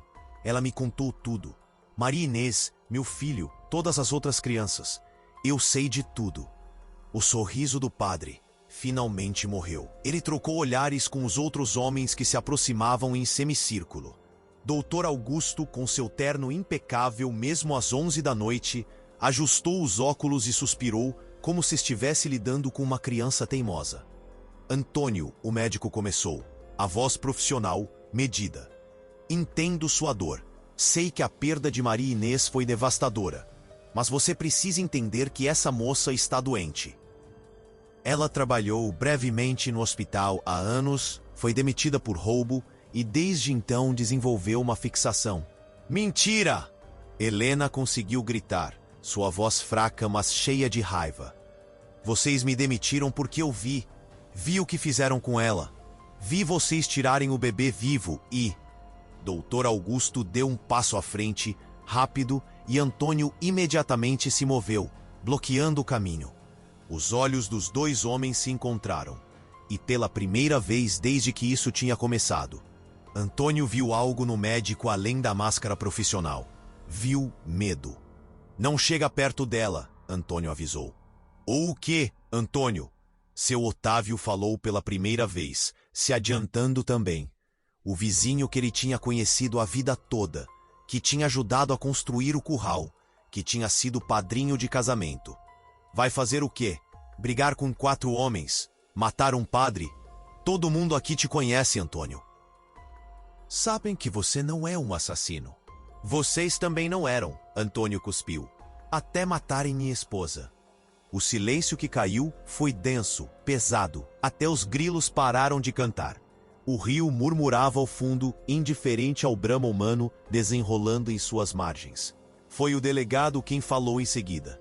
Delegado Marinho, um homem robusto de bigode grisalho, conhecido por ser justo e correto, ou pelo menos era o que todos pensavam. Ninguém matou sua esposa, Antônio. Ela morreu de complicações no parto. Isso acontece. É triste, mas acontece. Então por que vocês estão aqui? Antônio questionou, a voz cortante como lâmina. Se não tem nada para esconder, por que 4 homens seguiram Helena até aqui no meio da noite? Por que o padre estava batendo nela com uma pedra? Porque ela é perigosa. Padre Bonifácio respondeu, recuperando a compostura. Ela tem espalhado mentiras pela região, tentando destruir reputações, tentando destruir famílias. Eu vim apenas para conversar com ela, para tentar fazê-la ver razão. E ela me atacou. Mentiroso! Helena gritou, tentando se levantar, mas caindo de volta, tonta demais. Vocês me seguiram, me esperaram, queriam me matar antes que eu mostrasse os documentos para ele. Que documentos? Dr. Augusto perguntou, a voz cuidadosamente casual. Casual demais. Os papéis que você roubou do hospital? Os que você falsificou para sustentar suas mentiras? Não são mentiras. Helena sussurrou, e então seu olhar encontrou o de Antônio. Havia desespero ali, mas também determinação. Antônio, a caixa. Tá embaixo daquela pedra grande perto da gruta. Aquela que parece uma tartaruga. O senhor lembra que eu mostrei ela esta tarde? Antônio lembrava. Tinham passado por ali mais cedo, quando ele insistiu em acompanhá-la parte do caminho. Ela tinha apontado para a pedra de forma estranha, como se quisesse que ele memorizasse. Na época, ele não tinha entendido por quê. Agora entendia. Ela tinha se preparado para isso. Tinha se preparado para a possibilidade de não conseguir voltar. Não deixa ele ir, Padre Bonifácio ordenou para os outros, toda a pretensão de santidade abandonada. Agora ele era apenas um homem assustado, desesperado para proteger seus segredos. Otávio, Marinho, segurem ele. Os 2 homens hesitaram. Por um breve momento, Antônio viu dúvida nos olhos deles. Viu consciência. Mas então o padre falou novamente, a voz baixa, ameaçadora. Vocês sabem o que vai acontecer se essa história sair. Sabem o que vão perder. Suas famílias, seus empregos, suas vidas. Tudo. E a dúvida morreu. Otávio e Marinho avançaram. Antônio não era jovem. Não era forte como tinha sido. Mas era um homem que tinha passado 6 anos canalizando sua dor em trabalho físico brutal. E agora, descobrindo que sua esposa tinha sido assassinada, que seu filho estava vivo e roubado, toda aquela dor se transformou em algo novo, em fúria pura. Quando Otávio alcançou para segurá-lo, Antônio balançou o lampião com toda a força. O vidro se despedaçou no lado da cabeça do vizinho, o querosene se espalhando, as chamas lambendo o rosto dele. Otávio gritou, caindo para trás, tentando apagar o fogo. Marinho veio em seguida, mas Antônio estava preparado. Ele abaixou, pegou a pedra que o padre tinha largado e a arremessou com precisão brutal. Acertou o delegado no peito, tirando o ar dele, fazendo-o dobrar. Mas então Dr. Augusto o agarrou por trás, braços fortes ao redor do pescoço dele. Antônio tentou se soltar, mas o médico era mais jovem, mais forte. A pressão aumentou, a visão começou a escurecer nas bordas. Pare, o doutor sibilou no ouvido dele. Pare, agora ou eu quebro seu pescoço. Foi quando ouviram o estampido. Um tiro rasgou a noite. Todos paralisaram. Dr. Augusto soltou Antônio, que caiu de joelhos, tossindo, tentando recuperar o ar. Ele olhou para cima e viu Helena, de pé, cambaleante, segurando uma pistola pequena que ela tinha tirado de algum lugar. A arma tremia na mão dela, mas estava apontada diretamente para Padre Bonifácio. Recua, ela disse, a voz firme, apesar do sangue escorrendo pelo rosto. Todos vocês, recuam agora ou o próximo tiro não vai ser pro ar. Você não vai atirar, o padre disse, mas havia incerteza na voz dele. Você não é uma assassina. Não, Helena concordou, mas vocês são. E se eu tiver que me tornar uma para impedir vocês de matar mais alguém, eu me torno. O padre deu um passo para trás, então outro. Os outros homens o seguiram, formando um grupo apertado, observando a arma como se fosse uma cobra pronta para dar o bote.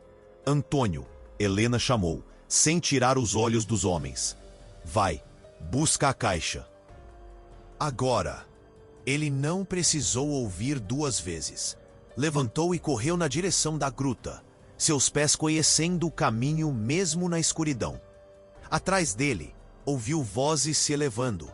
Ouviu o padre gritando ameaças, mas não parou. Não olhou para trás. Chegou na pedra em formato de tartaruga.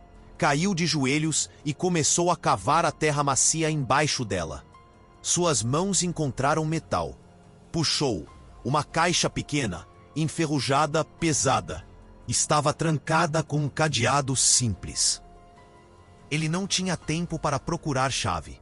Pegou uma pedra e bateu no cadeado até ele se partir. Abriu a tampa. Dentro, iluminado apenas pela luz fraca da lua, ele viu documentos. Muitos documentos. Certidões de nascimento. Certidões de óbito. Cartas. Fotografias. E ali, no topo da pilha, uma certidão que fez o coração dele parar. Era do filho dele. Do filho dele de verdade. Nome: Miguel Augusto Severo. Nascido vivo em 12 de setembro de 1948, às 23h47. Mãe: Maria Inês Severo. Pai: Antônio Severo. Mas havia uma segunda certidão grampeada nela. Uma falsa. Nome: Rafael Torres Mendonça. Nascido em 12 de setembro de 1948. Mãe: Beatriz Torres Mendonça. Pai: Alberto Torres Mendonça. As mãos de Antônio tremeram. Seu filho se chamava Rafael agora. Vivia em São Paulo com uma família que não era dele. Tinha uma vida inteira construída sobre mentiras. Embaixo das certidões, havia cartas. Dezenas delas, correspondências entre Padre Bonifácio e várias pessoas ricas de São Paulo, Rio de Janeiro, Belo Horizonte. Valores sendo negociados, detalhes sobre saúde dos bebês, promessas de discrição absoluta. Era um negócio horrível, monstruoso, que tinha destruído famílias por anos. E no fundo da caixa, envolto em um pano de linho branco, um terço. O terço de Maria Inês. Ele reconheceu imediatamente. Ela o usava todos os dias. Nunca saía de casa sem ele. Estava manchado de sangue seco. Antônio segurou o terço contra o peito e fechou os olhos. Sentiu a presença dela. Pela primeira vez desde que ela morreu, sentiu Maria Inês perto dele. E ela estava dizendo algo. Estava pedindo. Não vingança. Não ódio, justiça, verdade, paz para todas as mães e pais que tinham sofrido o mesmo que eles. Ele guardou tudo de volta na caixa, fechou-a e se levantou. Voltou correndo para a clareira. A cena que encontrou o fez parar no meio do caminho. Helena ainda estava de pé, mas mal conseguia se manter. O sangue tinha formado uma poça a seus pés. A arma ainda apontava para os homens. Mas a mão dela tremia tanto que era questão de tempo até deixar cair. Os 4 homens tinham se espalhado, formando um semicírculo ao redor dela. Estavam conversando com ela, tentando convencê-la. Padre Bonifácio usava a voz pastoral, suave e hipnótica. Helena, minha filha, você está ferida, está confusa, precisa de ajuda médica. Dr. Augusto pode cuidar de você. Podemos esquecer tudo isso. Podemos começar de novo. Você pode ter uma vida boa, tranquila. Longe daqui, Helena completou, a voz arrastada. Longe onde ninguém vai me ouvir. Onde vocês podem me manter drogada e quieta pelo resto da vida. igual fizeram com as outras que descobriram. Que outras? Antônio perguntou, se aproximando devagar. Padre Bonifácio se virou, os olhos se arregalando ao ver a caixa nas mãos de Antônio. Não, ele sussurrou. Não, você não devia. Devia, Antônio disse, colocando a caixa no chão entre ele e Helena, criando uma barreira simbólica. Devia ter feito isso há 6 anos. Devia ter feito as perguntas certas. Devia ter desconfiado quando as respostas eram fáceis demais. Ele abriu a caixa, pegou as certidões, ergueu-as para todos verem. Meu filho tá vivo. Tem 6 anos. E tá vivendo com uma mentira. Ele tá feliz, Dr. Augusto disse, a voz desesperada agora. Ele tá com uma família boa, que ama ele, que pode dar tudo o que ele precisa. Você acha que seria melhor arrancar ele de lá? Destruir a única vida que ele conhece? Por quê? Por orgulho? Por ego? Por verdade, Antônio respondeu, a voz firme. Porque ele merece saber quem é. Porque todos os filhos roubados merecem saber. E as famílias que os adotaram? Seu Otávio perguntou, o rosto ainda queimado, bolha se formando. Elas não sabiam que os bebês eram roubados. Acreditaram que eram adoções legais. Você vai destruir elas também? Elas compraram crianças, Helena cuspiu. Pagaram por elas. Podem não ter perguntado de onde vinham, mas sabiam que algo estava errado. Ninguém paga aquela fortuna por uma adoção legal. O silêncio voltou, mais pesado, mais definitivo. Todos sabiam que tinha chegado a hora da decisão. Ou os documentos sairiam daquela clareira e a verdade seria exposta. Ou Padre Bonifácio suspirou. Quando falou novamente, toda a pretensão tinha desaparecido. Era apenas um homem velho, cansado, assustado. O que vocês querem?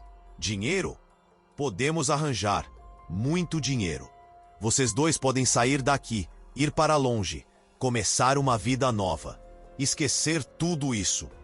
Não tô à venda, Antônio disse. Eu também não, Helena acrescentou. Então vocês me deixam sem escolha, o padre disse. E havia tristeza real na voz dele. Tristeza e algo mais escuro. Não posso deixar vocês saírem daqui com esses documentos. Não pode nos impedir, Antônio respondeu. Posso. Somos 4. Vocês são 2. Um deles ferido. E estamos no meio do nada, no meio da noite. Ninguém vai ouvir. Ninguém vai encontrar os corpos até ser tarde demais. Foi nesse momento que Helena deixou a arma cair. Não porque quis, mas porque finalmente perdeu a consciência. Ela desabou como uma boneca de pano, batendo a cabeça na pedra. Os 4 homens avançaram, mas antes que pudessem dar 3 passos, luzes cortaram a escuridão. Muitas luzes, e vozes gritando. Polícia! Ninguém se mexe! Da floresta ao redor da clareira, homens emergiram. Muitos homens, uniformizados, com armas, com lanternas que iluminaram toda a cena como se fosse dia. À frente deles, um homem alto de terno escuro. Delegado Arnaldo, de Belo Horizonte. O homem que Helena tinha mencionado. O homem honesto. Padre Bonifácio, Dr. Augusto, Otávio e Marinho paralisaram, os olhos arregalados, a compreensão lentamente se instalando. Tinham sido pegos.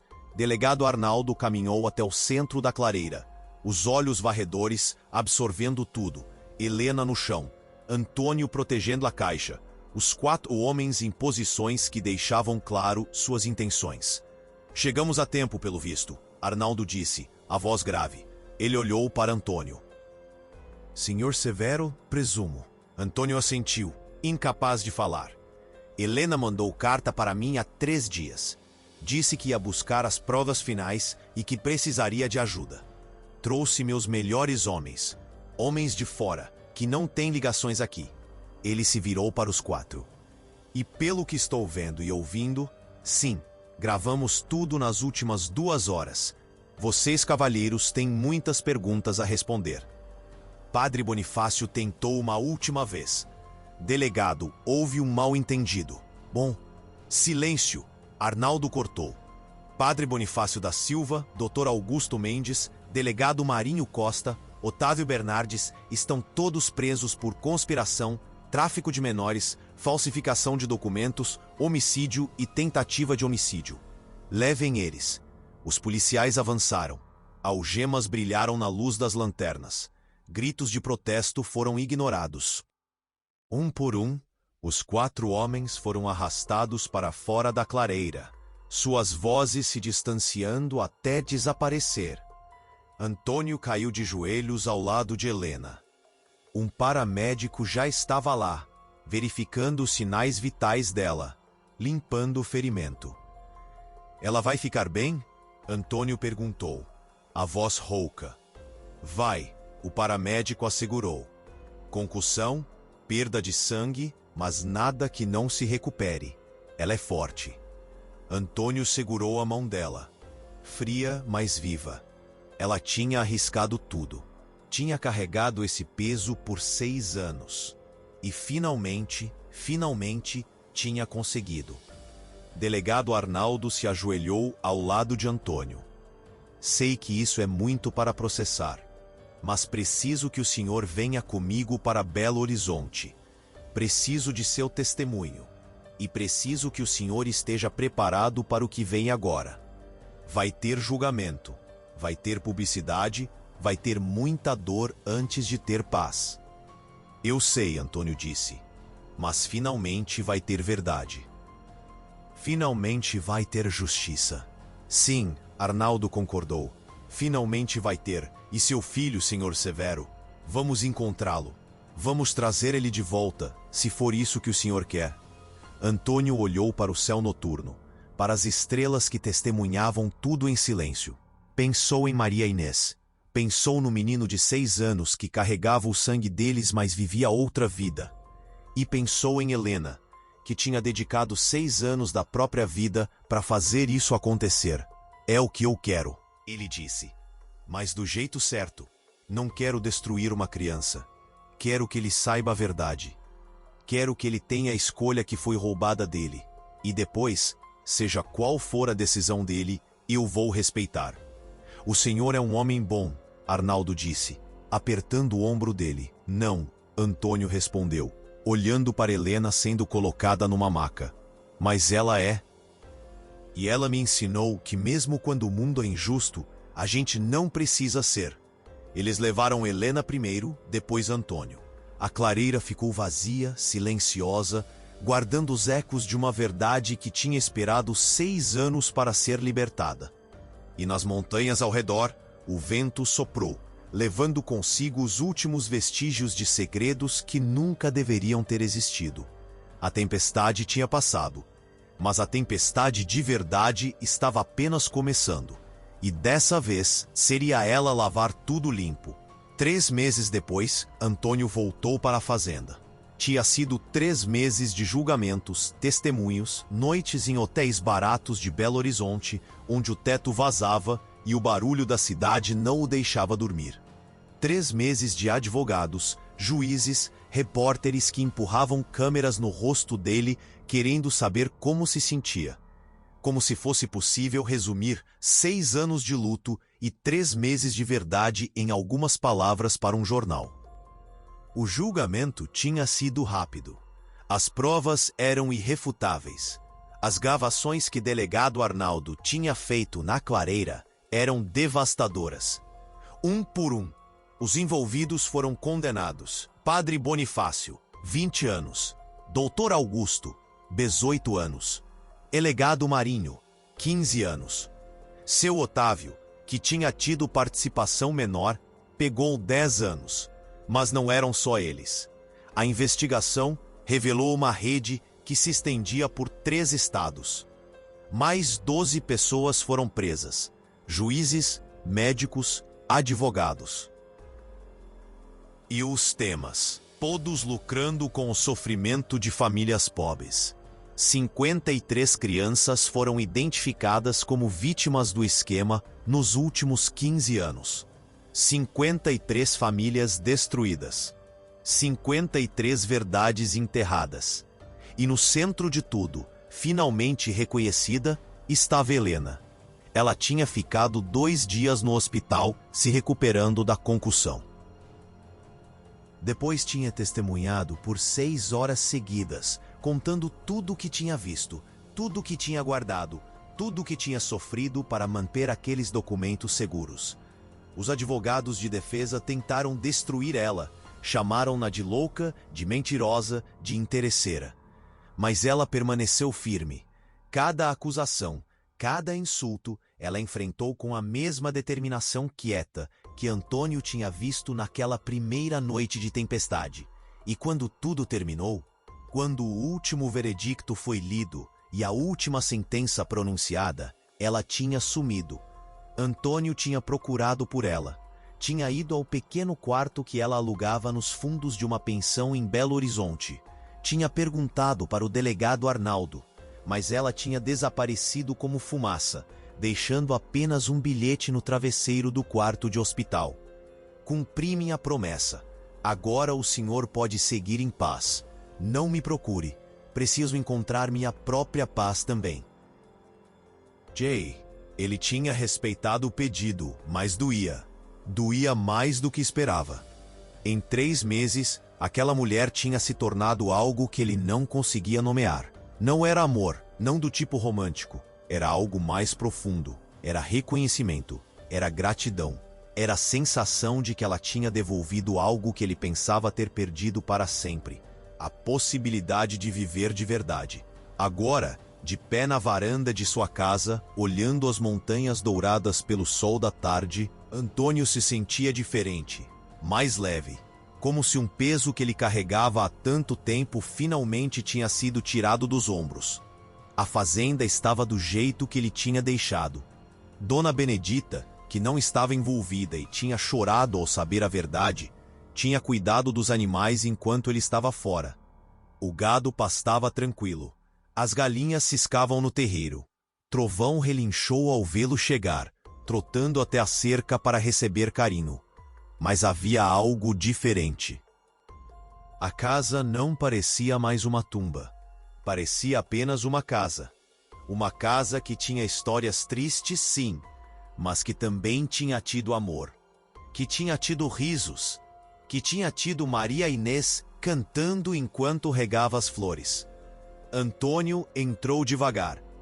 Os móveis cobertos com lençóis ainda estavam lá, mas agora não pareciam fantasmas. Pareciam apenas móveis esperando para serem usados novamente. Ele foi até o quarto dele e dela, e abriu o armário. As roupas de Maria Inês estavam ali, cheirando a naftalina e tempo. Ele pegou o vestido que Helena tinha usado naquela noite. Ainda estava dobrado sobre a cadeira onde ela o tinha deixado. Levou-o até o rosto e respirou fundo. Não cheirava mais a Maria Inês. Cheirava a Helena, a esperança, a recomeço. Com cuidado, ele dobrou o vestido e o colocou de volta no armário. Um dia, talvez, ele doaria as roupas, mas não ainda. Ainda não. Na sala, ele parou em frente à fotografia do casamento. Maria Inês sorria para ele, jovem e cheia de sonhos. Antônio tocou o vidro da moldura com as pontas dos dedos. Eu consegui, ele sussurrou. Consegui fazer justiça por você, pelo nosso filho, por todas as famílias. Espero que onde você esteja, você tenha paz agora. O silêncio da casa foi sua única resposta. Mas era um silêncio diferente. Não era mais pesado, sufocante. Era apenas silêncio. E estava tudo bem. Ele passou os próximos dias colocando a vida em ordem. Limpou a casa. Tirou os lençóis dos móveis, abriu as janelas e deixou o sol entrar. Consertou o relógio de pêndulo que estava parado há 6 anos. 9h30, a hora que Maria Inês tinha morrido. Agora ele marcava a hora certa, o pêndulo balançando rítmico, lembrando de que o tempo, apesar de tudo, continuava. Trabalhou na terra com uma energia que não sentia há anos. Plantou feijão, milho, abóbora. Consertou cercas, limpou o curral, pintou a varanda. Cada gesto era um ato de reconstrução. Não de esquecer, ele nunca esqueceria, mas de seguir, de honrar a memória de Maria Inês vivendo, não apenas existindo. Dona Benedita apareceu uma tarde com um pote de doce de leite e lágrimas nos olhos. Seu Antônio, ela disse, a voz embargada. Eu não sabia, juro por Deus que eu não sabia. Se eu soubesse que o padre, que eles tinham, eu nunca teria. Eu sei, Antônio a interrompeu gentilmente, segurando as mãos dela. Você não sabia. Você foi usada, como eu fui usado, como tantos foram usados. Não carrega essa culpa, Dona Benedita. Já tem culpado o suficiente pagando pelo que fez. Ela chorou no ombro dele por longos minutos. Depois se afastou, limpando as lágrimas com a ponta do avental. O povo da cidade tá falando, ela disse. Dizem que o senhor vai buscar o menino, vai trazer ele de volta. Antônio suspirou, olhando para as montanhas ao longe. Não sei. Ele tem uma vida lá em São Paulo. Uma família que ama ele, mesmo que essa família tenha sido construída sobre mentiras. Não sei se seria justo arrancar ele de lá. Mas ele é seu filho. É. Mas ele também é Rafael Torres Mendonça agora. Tem 6 anos. Não me conhece. Não sabe que eu existo. E trazer ele pra cá, pra essa fazenda isolada, sem mãe, com um pai que ele nunca viu, não sei se seria o melhor pra ele. Então, o que o senhor vai fazer? Vou esperar. Antônio decidiu. Vou esperar ele crescer. Quando fizer 18 anos, quando for homem feito, vou procurar ele. Vou contar a verdade. E vou deixar ele decidir. Se quiser conhecer o pai, eu tô aqui. Se não quiser, eu respeito. Mas pelo menos ele vai saber. Vai saber que foi amado antes mesmo de nascer. Que tinha uma mãe que morreu tentando proteger ele. E que tem um pai que nunca desistiu de buscar a verdade. Dona Benedita assentiu, um pequeno sorriso triste nos lábios. O senhor é um homem bom, seu Antônio, mais bom do que muitos por aí. Depois que ela foi embora, Antônio ficou sentado na varanda observando o sol se pôr. 12 anos. Faltavam 12 anos para Miguel, Rafael, fazer 18. 12 anos de espera. Mas ele tinha esperado 6 anos pela verdade. Podia esperar mais 12 para conhecer o filho. E talvez, nesse tempo, ele pudesse construir uma vida que valesse a pena mostrar. E uma vida que fizesse seu filho ter orgulho, caso decidisse fazer parte dela. As semanas se transformaram em meses. O verão chegou com suas chuvas generosas, e a plantação de Antônio prosperou como não prosperava há anos.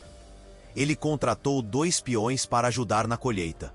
Rapazes jovens da cidade que estavam precisando de trabalho. Pagou o salário justo, ofereceu almoço farto, tratou-os com respeito. A notícia se espalhou, e logo outros vieram pedindo emprego.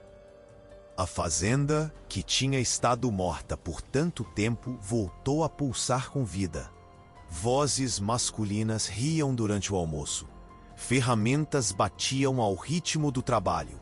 O cheiro de comida fresca saía da cozinha onde Antônio, surpreendentemente, tinha descoberto que gostava de cozinhar. Não era a mesma coisa que ter Maria Inês ali. Nunca seria. Mas era bom, era vida, era propósito. Foi numa tarde de dezembro, 6 meses depois de tudo, que ela apareceu. Antônio estava no curral, ajudando uma vaca em trabalho de parto difícil, quando ouviu o trovão relinchar do jeito especial que só fazia quando gostava de alguém. Ele ergueu os olhos e a viu. Helena.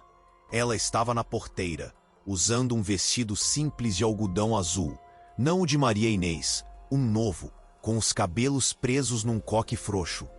Estava mais cheia que da última vez. As bochechas com cor, os olhos brilhando com algo que ele não via antes. Esperança, talvez. Ou paz.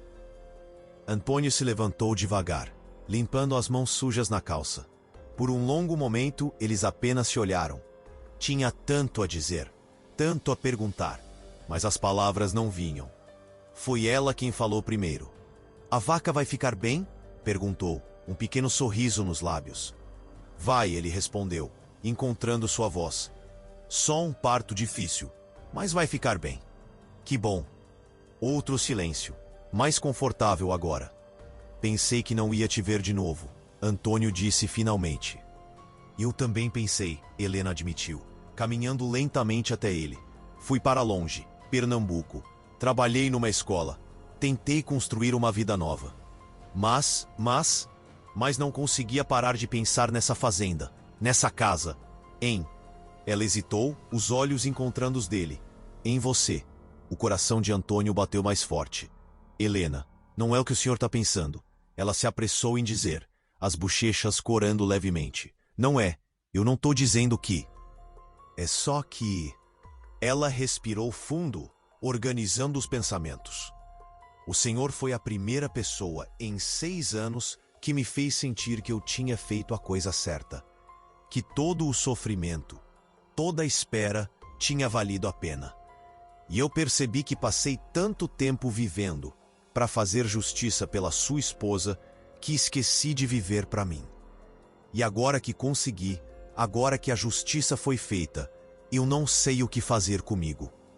Antônio se aproximou, parando a poucos passos dela. E você acha que vai encontrar a resposta aqui? Não sei, ela disse honestamente. Mas queria tentar. Se o senhor deixar. Não tô pedindo nada. Não tô esperando nada. Só queria ficar um tempo, ajudar na fazenda, trabalhar, ganhar meu sustento honestamente. E talvez aprender a viver de novo. Antônio olhou para aquela mulher, Helena, que tinha arriscado tudo por uma estrangeira morta, que tinha carregado a dor dele como se fosse dela, que tinha devolvido a possibilidade de paz, e soube a resposta antes mesmo de pensar. Fica, ele disse simplesmente, pelo tempo que quiser. Tem um quarto de hóspedes que tá vazio. Tem trabalho de sobra. E tem...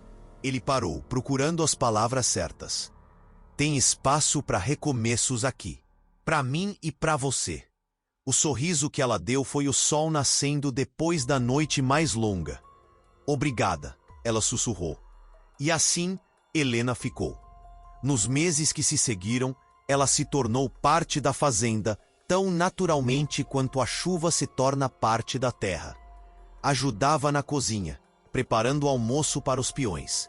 Cuidava da horta, que sob suas mãos floresceu com tomates, alface, cenoura. Alimentava as galinhas, ordenha a vaca, até aprendeu a montar trovão, que a aceitou como aceitava poucos. Mas mais importante que tudo isso, ela e Antônio conversavam. Conversavam na varanda depois do jantar, enquanto o céu escurecia e os grilos cantavam. Conversavam sobre tudo e nada, sobre as cicatrizes que carregavam, sobre os pesadelos que ainda vinham, sobre a culpa que às vezes ainda apertava o peito, e sobre a esperança, pequena mas teimosa, de que dias melhores viriam. Antônio contou sobre os 12 anos que faltavam para Miguel fazer 18, sobre a decisão de esperar, sobre o medo de que quando finalmente o encontrasse, o filho o rejeitasse.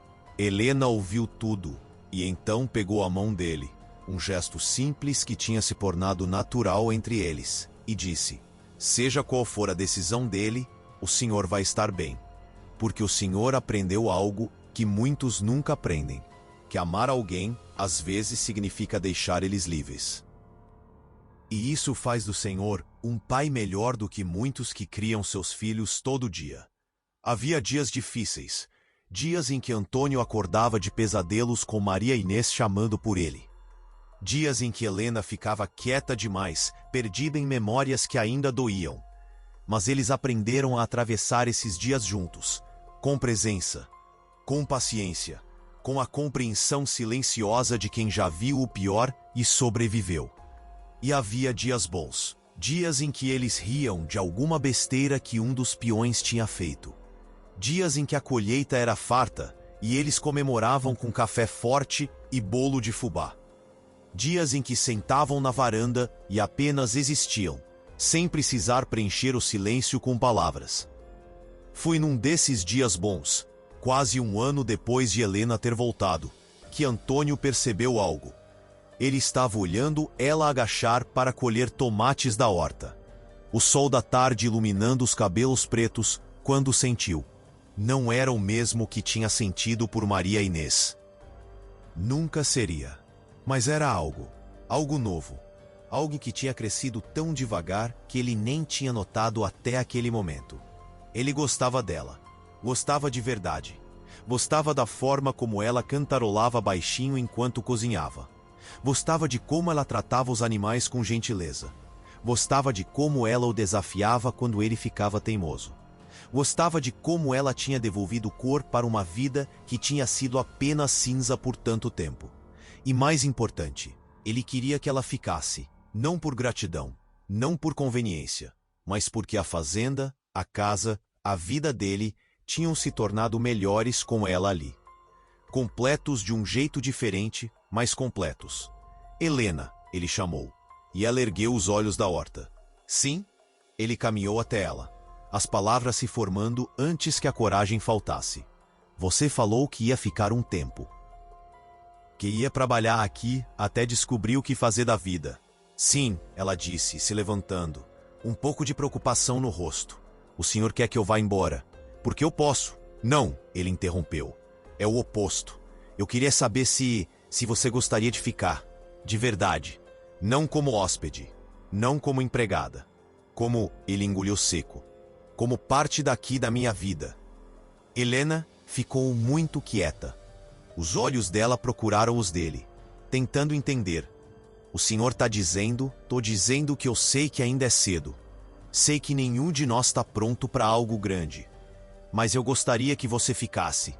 E com o tempo, talvez, a gente possa construir algo juntos. Não como substituto do que eu tinha com Maria Inês. Nunca seria isso. Mas como algo novo. Algo nosso. Se você quiser. As lágrimas encheram os olhos dela.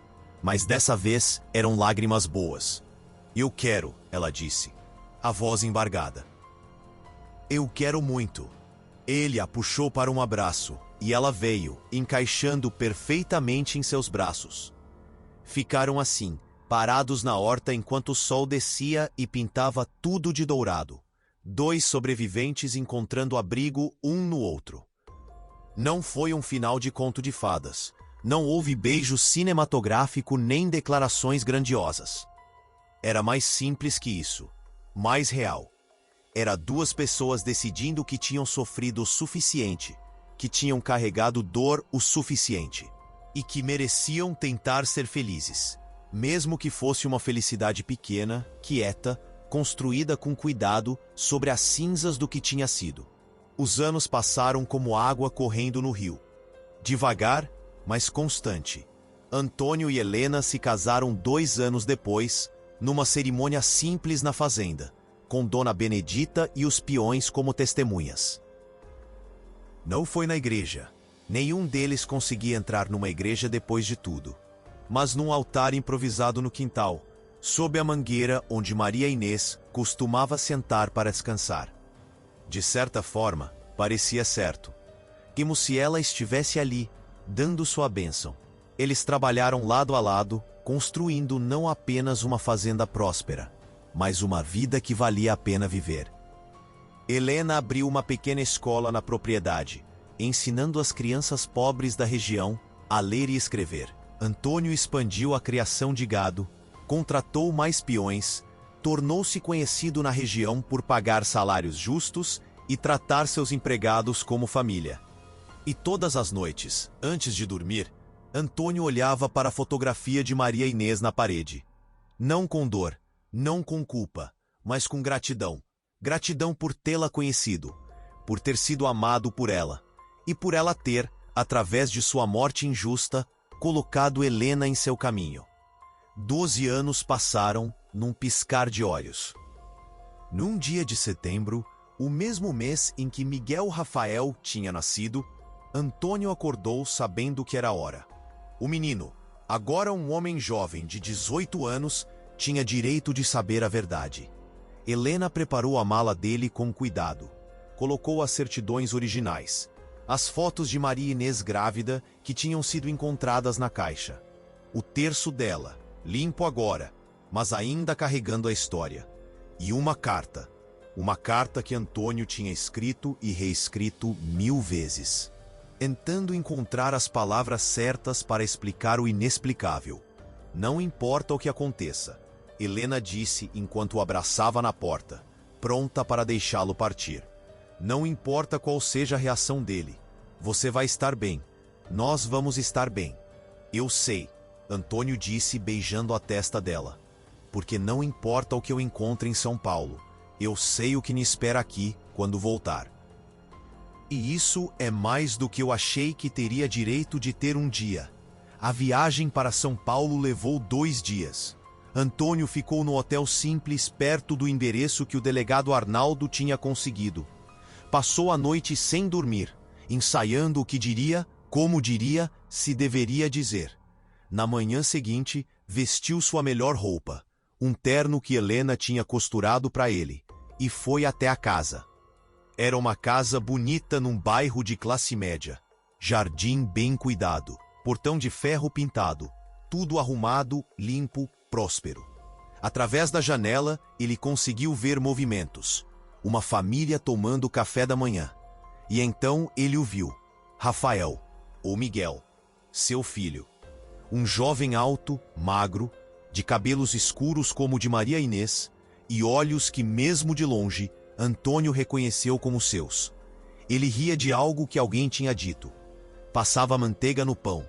Vivia. Antônio ficou ali por longos minutos, apenas observando. Observando a vida que seu filho tinha construído sem ele. A família que o amava, mesmo que essa família tivesse sido formada através de crime. A normalidade, a felicidade simples de um café da manhã de sábado. E então percebeu algo. Ele não queria destruir isso. Sim, Rafael Miguel tinha direito à verdade, mas ele também tinha direito à paz, à vida que conhecia. E arrancar tudo isso dele agora, quando ele estava prestes a entrar na faculdade, quando estava construindo seu futuro, seria justo? Seria o que Maria Inês teria querido? Antônio não sabia, mas sabia o que ele queria. Queria que seu filho fosse feliz, mesmo que essa felicidade não incluísse ele. Então fez algo que não tinha planejado. Pegou a carta que tinha escrito, a carta explicando tudo, e escreveu algo novo no verso. Um endereço, o endereço da fazenda, e algumas linhas simples. Rafael Miguel, você foi amado desde antes de nascer. Sua mãe biológica, Maria Inês, deu a vida por você. Seu pai biológico, eu, passei os últimos 12 anos esperando o momento certo para conhecer você. Mas vendo você agora, vendo a vida que você tem, percebo que o momento certo talvez seja quando você decidir que está pronto. Não quero destruir sua vida. Não quero tirar a família que você tem. Mas quero que você saiba que tem outra família também. Uma que nunca esqueceu você. Uma que está esperando. Sem cobranças. Sem expectativas. Apenas esperando. Se um dia você quiser saber mais, se um dia quiser conhecer de onde veio, o endereço acima é onde eu estarei. Hoje, amanhã, daqui a 10 anos. Não importa. Eu estarei lá. Mas se decidir que prefere deixar o passado no passado, eu entendo. E você tem minha bênção para ser feliz, seja qual caminho escolher. Com amor que você nunca soube que tinha. Antônio Severo, seu pai biológico.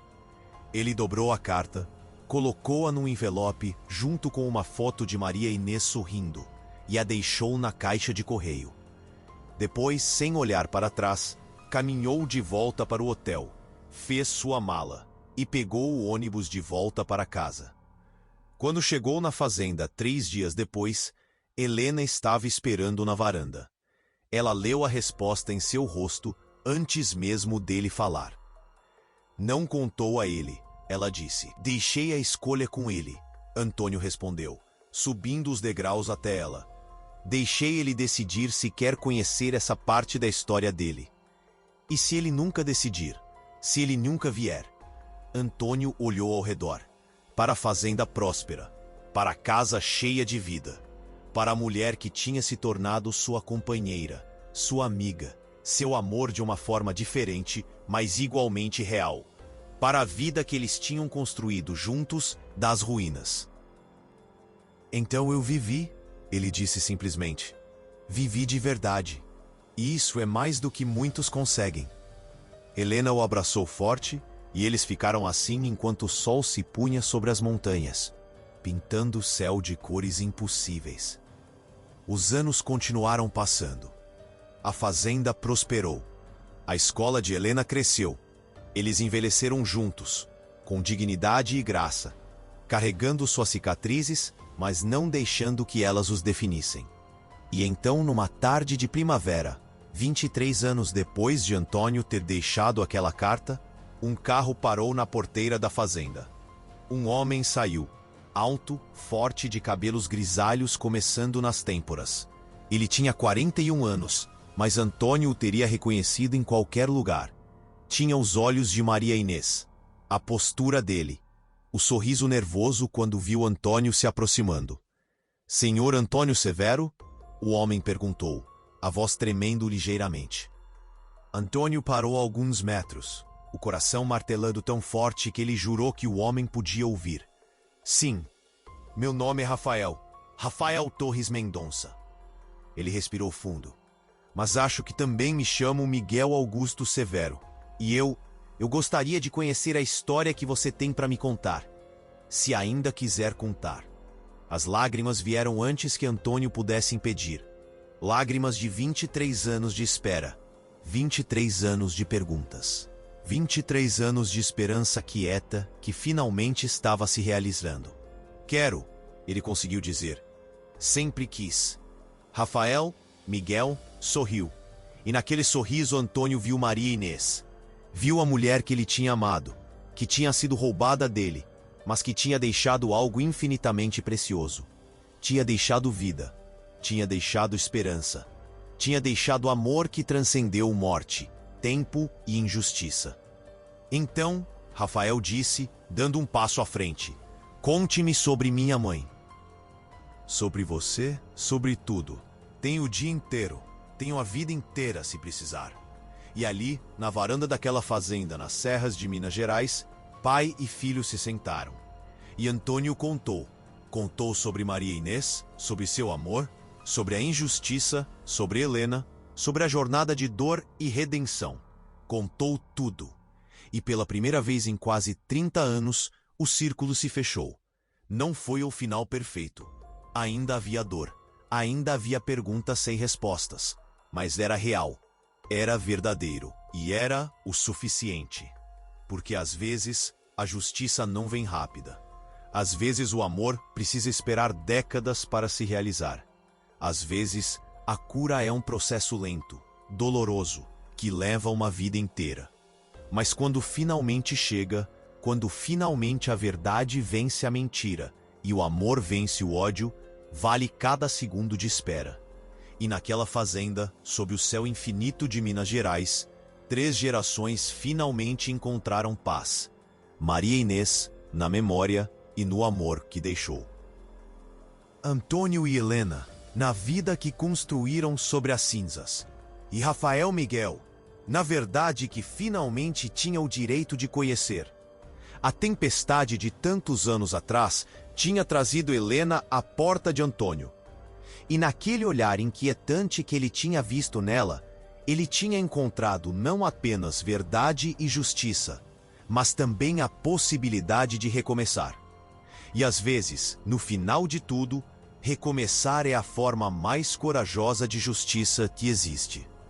Se você gostou dessa história de redenção, vingança e amor improvável, deixe seu like e se inscreva no canal para mais histórias emocionantes do interior brasileiro.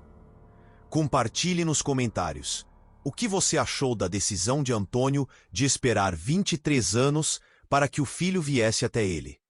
Você teria feito o mesmo? Clique no próximo vídeo para conhecer mais uma história que vai tocar seu coração.